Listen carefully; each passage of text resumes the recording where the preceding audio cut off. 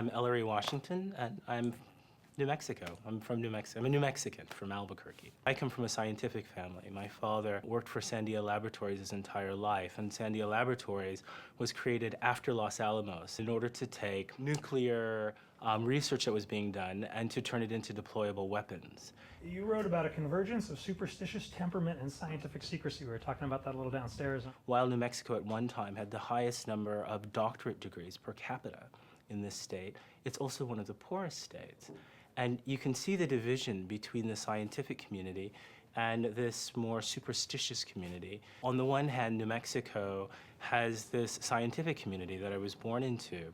But long before that, the state has always had a very strong sense of spirituality, almost South American mystical realism. I think this edition of this book is 1949. The testing of the first nuclear bomb at Trinity Site in southern New Mexico near White Sands happened in 1945. The result of the end of the Second World War and subsequent to that, the Cold War, is not reflected in this book. And actually it's the thing, I believe, that's had the largest influence on New Mexico culture, and it's the thing that actually combined the scientific element or the scientific culture in New Mexico with what later is the superstition.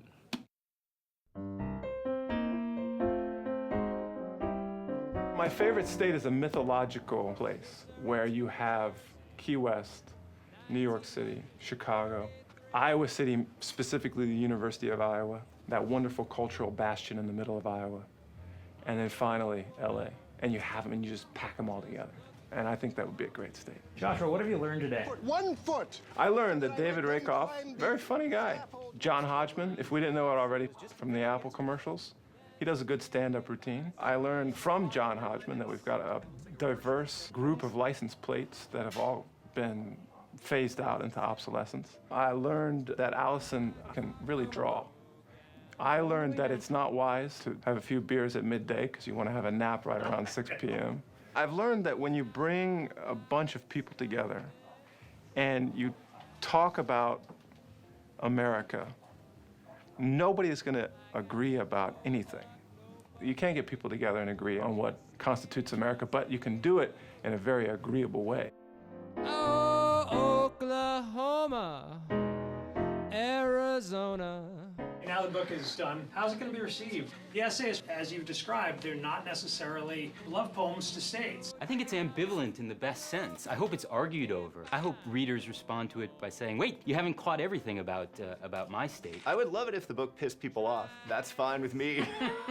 You can't please everybody, and we wanted people to write their experience. Even places we defend, we have our gripes with. And I think one of the great things, the things I'm proudest of about the book is that I think we catch that ambivalence, that sense of loving a place even despite its flaws. As Susan Orlean writes about Ohio, yes, it's known for having the most presidents, more than any other state, but it's the presidents that you don't really know or remember or care about very much. Yeah, exactly. And I think that epitomizes a kind of ambivalence about one's own state. Most of these pieces actually cover so much ground by going personal and by embracing the fact that you can never love everything about where you're from. You can't well be proud of your own state and your own country without knowing its history, knowing its past, having a sense of its failures, its disappointments, and its joys and pleasures too. Yeah. And I think that comes out in the book.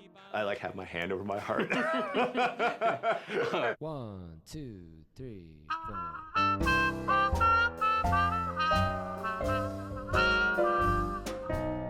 Missouri to New Jersey, 1933.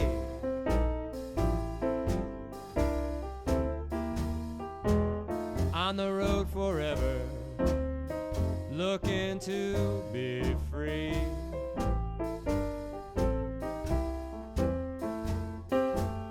I'm trying so hard to lose them state by state blues.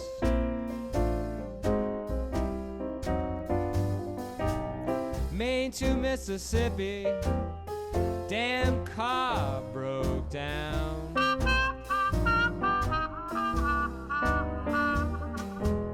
God knows how long I'm stuck in this old town.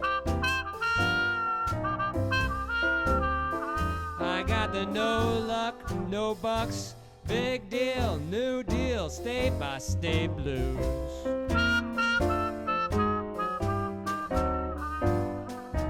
Oklahoma, Arizona, don't matter where I roam. No job, no girl, can't find no home.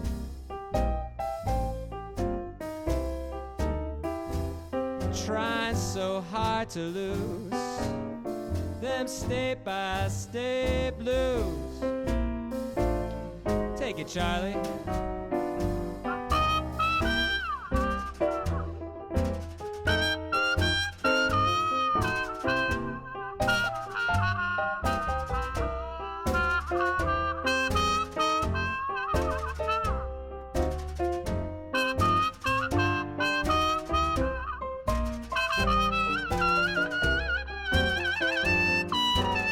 Oh, Charlie, you know those state-by-state blues.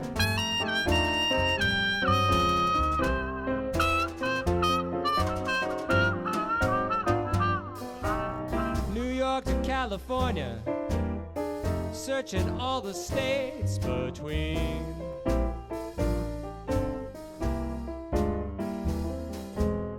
Gonna keep on looking, chasing the American dream.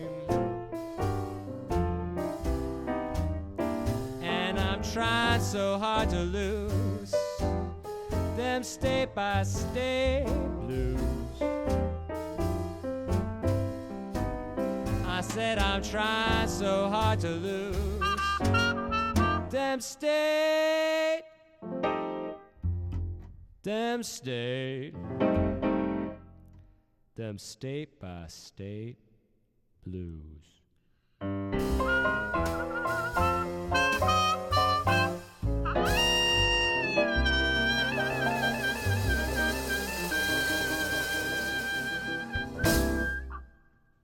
Who's the favorite piece, and who did the best presentation? A favorite. What was there one today that you liked a lot?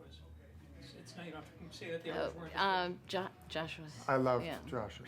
No. Josh Ferris. Actually, I thought they were all great. I thought they were all great, actually, and totally interesting because here's the thing: the mission of the So sad.